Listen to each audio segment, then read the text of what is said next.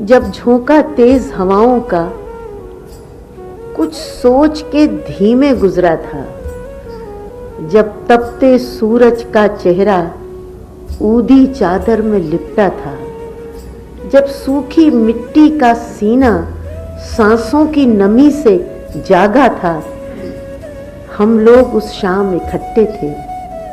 जिसने हमें हंसकर देखा था वो पहला दोस्त हमारा था, वो शाम का पहला तारा था, जो शायद हम दोनों के लिए कुछ वक्त से पहले निकला था। जब झिलमिल करता वो कमरा सिगरेट के धुएं से धुंधला था, जब नशे मय की तलखी से हर शख्स का लहजा मीठा था, हर फिक्र की अपनी मंजिल थी, हर सोच का अपना रास्ता था। हम लोग उस रात इकट्ठे थे। उस रात भी क्या हंगामा था।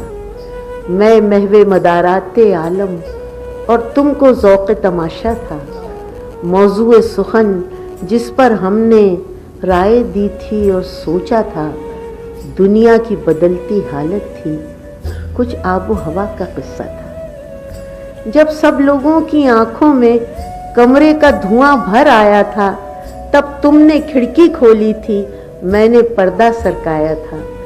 जिसने हमें दुख से देखा था वो पहला दोस्त हमारा था, वो शाम का पहला तारा था, जो शायद हम दोनों के लिए उस रात सहर तक जागा था।